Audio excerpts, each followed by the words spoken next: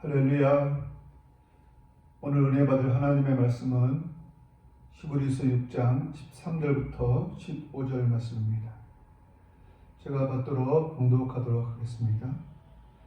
하나님이 아브라함에게 약속하실 때에 가리켜 맹세할 자가 자기보다 더 큰 이가 없으므로 자기를 가리켜 맹세하여 이르시되 내가 반드시 너에게 복주고 복주며 너를 번성하게 하고 번성하게 하리라 하셨더니 그가 이같이 오래 참아 약속을 받았느니라. 아멘. 오늘 우리가 살펴보고자 하는 본문은 우리 하나님께서 아브라함에게 복을 약속하시는 내용과 그 과정, 그 결과가 기록되어 있는 것을 보게 됩니다. 먼저 하나님께서 아브라함에게 복을 말씀하고 있는데, 복을 약속하고 있는데 그 복의 내용이 무엇일까요? 오늘 본문 14절을 보면 이렇게 말씀합니다. 이르시되 내가 반드시 너에게 복주고 복주며 너를 번성하게 하고 번성하게 하리라 라고 말씀하십니다. 하나님은 아브라함에게 내가 너를 복주고 복주며 번성하게 하고 번성하게 하리라 말씀하시므로 하나님이 주실 복을 강조하고 있는 것을 보게 됩니다.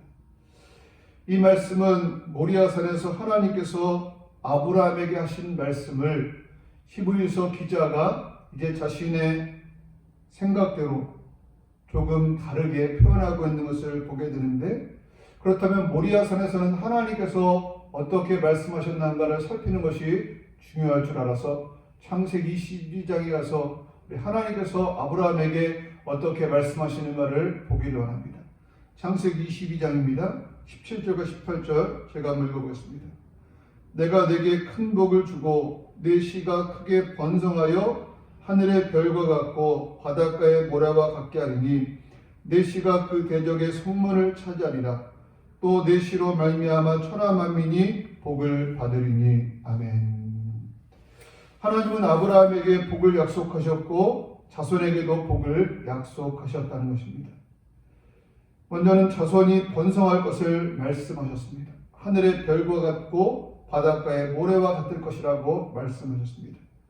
또 자손이 승리자가 될 것을 말씀하셨는데 그 대적의 성문을 차지하리라 라고 말씀합니다. 또 자손이 복의 통로가 될 것을 말씀하셨는데 내 씨로 말미암아 천하 만민이 복을 받으리라고 이렇게 말씀하셨습니다. 하나님은 이 창세기 22장에서 어떤 배경 가운데서 이렇게 복을 말씀하고 있을까요? 그것은 창세기 22장을 읽어보면 알 수 있는데, 아브라함이 하나님의 말씀에 순종해서 그의 사랑하는 아들 독자 이삭을 이제 번제로 하나님 앞에 드렸을 때에 이런 복을 주고 있다는 것입니다.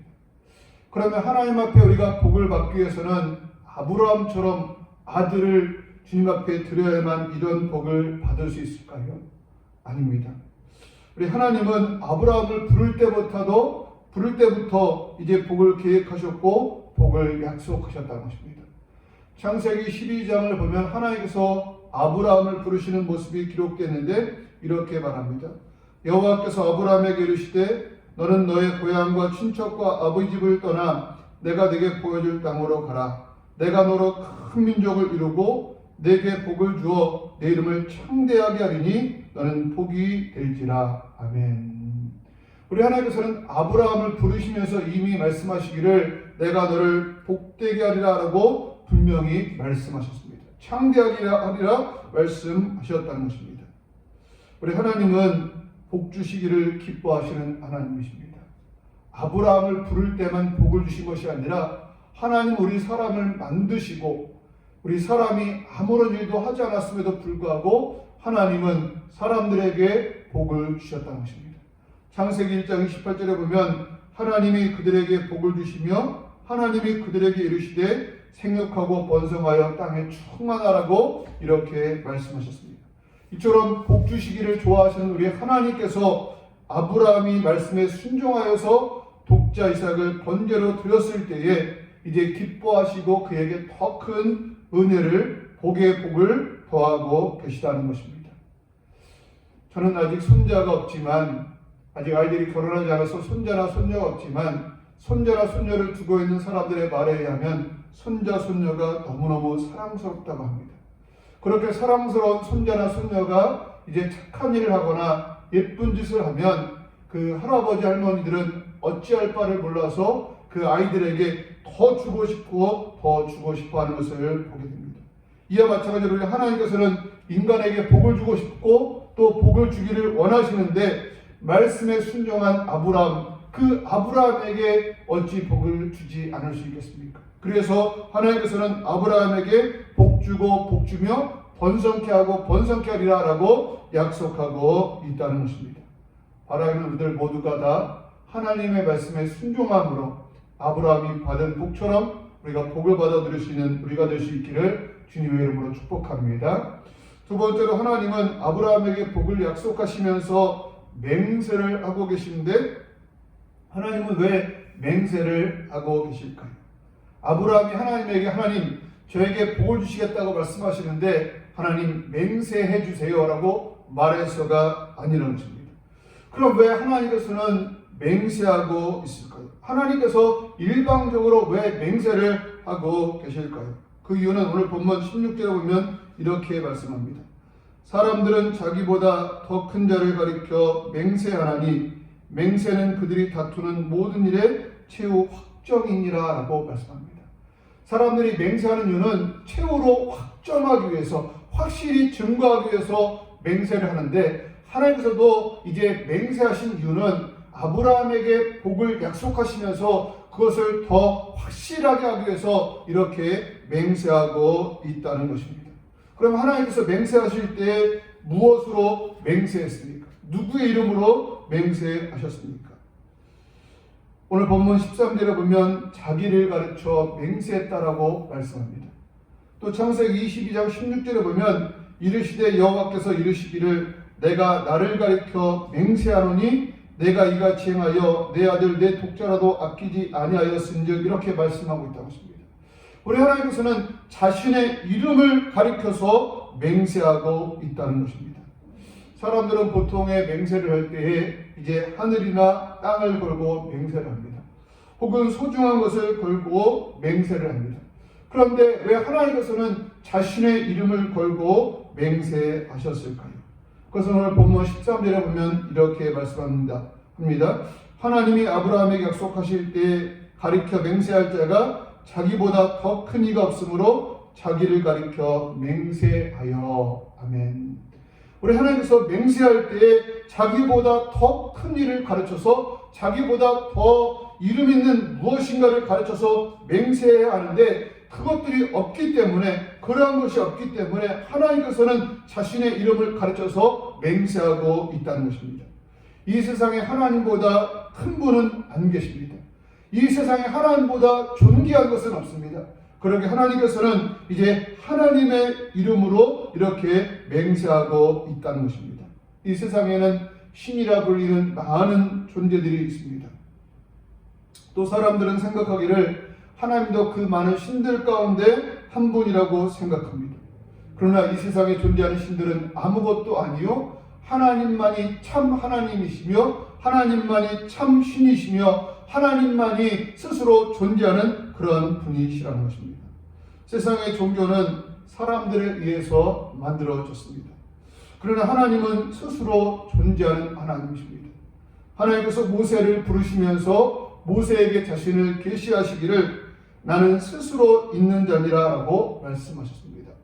I am that I am. 나는 스스로 있는 자라고 우리 하나님께서 자신을 밝히 드러내 보이신 것을 보게 됩니다. 세상의 신은 입이 있어도 말하지 못하고 귀가 있어도 듣지 못하고 눈이 있어도 보지 못하는 신들입니다. 여기에 대해서 시편 135편 15절에 보면 열국의 우상은 은금이요 사람의 손으로 만든 것이라 입이 있어도 말하지 못하며 눈이 있어도 보지 못하며 귀가 있어도 듣지 못하며 그들의 입에는 아무 호흡도 없나니 그것을 만든 자와 그것을 의지하는 자가 다 그것과 같으리로다 라고 말씀합니다. 우리 세상의 신들, 세상의 우상은 아무것도 아니다라고 말씀하고 있습니다. 이 사실을 알기에 예레미야 선지자는 큰 소리로 외치기를 너희는 이같이 그들에게 이르기를 천지를 짓지 아니한 신들은 땅 위에서 이 하늘 아래에서 망하리라 하라라고 말씀하고 있는 것을 봅니다. 선지자는 세상의 신이 아무것도 아닌 것을 알았기에 그는 당당하게 외치기를 천지를 짓지 아니한 신들은 땅 위에서 하늘 아래에서 망하리라라고 이렇게 큰 소리하고 있는 것을 보게 됩니다. 우리 하나님은 말씀하시는 하나님이십니다. 또 우리 하나님은 들으시는 하나님이시고 또 보고 계시는 하나님이십니다. 더 나아가서는 응답하시는 하나님, 또 이루시는 하나님이라는 것입니다. 세상의 우상은 아무것도 아니지만 우리 하나님은 보고 계시고 듣고 계시고 이제 응답하시는 하나님이라는 것입니다. 우리 하나님 앞에 감사할 수 있는 우리가 될 수 있기를 바라고, 또 하나님이 보고 계시고 듣고 계심을 기억하면서 하나님 앞에서 살아갈 수 있는 우리가 될 수 있게 되기를 바랍니다. 또 하나님께서 아브라함에게 복을 약속하셨는데 그 결과는 어떻게 나타났을까요? 오늘 본문 6장 15절을 한번 보면 그가 이같이 오래 참아 약속을 받았느니라. 아멘. 하나님께서 아브라함에게 복을 약속하셨고 아브라함이 오래 참아 약속을 받았다라고 말씀하고 있습니다. 우리 하나님께서 약속하셨고 분명히 이루셨다라고 말씀하고 있는 것입니다. 그러면 하나님께서 그 아브라함에게 약속하신 복을 어떻게 이루셨을까요? 다시 한번 하나님께서 아브라함에게 약속하신 그 복을 살피고 이제 어떻게 이루어졌는가를 보면 창세기 22장 17절에 보면 이렇게 말씀합니다. 내가 내게 큰 복을 주고 내 씨가 크게 번성하여 하늘의 별과 같고 바닷가의 모래와 같게 하리니 내 씨가 그 대적의 성문을 차지하리라. 아멘. 내 씨가 크게 번성하여 하늘의 별과 같고 바닷가의 모래와 같으리라고 말씀하셨습니다. 그리고 이 약속은 어떻게 이루어졌는지 보면 이제 신명기서에 보면 모세의 입을 통해서 이렇게 말하는데요. 신명기서 10장 22절입니다. 제가 읽어보면 애굽에 내려간 내 조상들이 겨우 70인이었으나 이제는 내 하나님 여호와께서 너를 하늘의 별같이 많게 하셨느니라. 우리 하나님께서 이제 이스라엘 백성들을 하늘의 별과 같이 많게 하셨다라고 모세가 증언하고 있고, 또 솔로몬 시대의 이스라엘의 모습을 열왕기상에 기록하고 있는데 열왕기상 4장 20절에 보면 유다와 이스라엘의 인구가 바닷가의 모래와 같이 많게 되매 먹고 마시며 즐거워하였으며 라고 말하면서 이스라엘 백성들이 이제 바닷가의 모래와 같이 많게 되었다라고 말하고 있습니다. 우리 하나님은 분명히 아브라함에게 내 자손이 하늘의 별과 같이 또 바다의 모래와 같이 많을 것이다 라고 말씀하셨는데 그렇게 이루어 주셨다는 것입니다. 그 하나님께서 우리에게 약속하셨습니다. 많은 것들을 약속하셨지만 오늘 본문 오늘 한 구절만 한번 찾아보면 요한복음 14장 1절부터 3절에 보면 하나님께서 우리에게 이런 약속을 하십니다. 너희는 마음에 근심하지 말라. 하나님을 믿으니 또 나를 믿으라. 내 아버지 집에 거할 곳이 많도다. 그렇지 않으면 너희에게 일렀으리라. 내가 너희를 위하여 거처를 예비하러 가노니 가서 너희를 위하여 거처를 예비하면 내가 다시 와서 너희를 내게로 영접하여 나 있는 곳에 너희도 있게 하리라. 아멘. 우리 예수님은 이제 승천하시기 전에 우리에게 말씀하시기를 내가 너희를 위하여 거처를 예비하러 간다라고 말씀하셨고, 또 예수님은 다시 오시겠다라고 말씀하셨고, 또 우리를 영접하시겠다고 약속하셨고, 우리를 천국으로 인도하시겠다라고 약속하셨습니다. 그런데 우리 예수님의 약속이 더디 이루어지는 것처럼 보여지고, 또 약속이 이루어질 기미가 보이지 않는 것처럼 보여집니다. 그러나 분명한 것은 말씀하시면 이루시는 하나님, 그 하나님께서 우리에게 분명히 약속하셨기에 분명히 이루어질 줄로 믿습니다. 우리 하나님은 말씀하시고 이루시는 하나님이십니다. 거짓이나 변개함이 없으시고 반드시 이루시는 그 하나님께서 우리에게 거처를 약속하셨고 재림을 약속하셨고 우리를 영접할 것을 약속하셨고 우리를 천국에 있게 하시겠다고 약속하셨기에 우리는 분명히 그대로 될 줄로 믿고 기다릴 수 있는 우리가 될 수 있게 되기를 바랍니다. 하박국 선지자는 여기에 대해서 이렇게 말씀합니다. 이 묵시는 정한 때가 있느니 그 종말이 속히 이르겠고 결코 거짓되지 아니하리라. 비록 더딜지라도 기다리라. 지체되지 아니하고 반드시 응하리라. 아멘. 우리 하나님의 약속은 결코 거짓되지 아니하고 비록 더딜지라도 반드시 응함을 기억하면서 약속을 붙들으시는 우리가 될 수 있기를 주님의 이름으로 축복합니다. 아브라함은 그 사실을 분명히 알았기에 하나님의 약속을 붙들고 그는 오래 참아 기다리는 가운데 약속을 받았던 것을 기억합니다.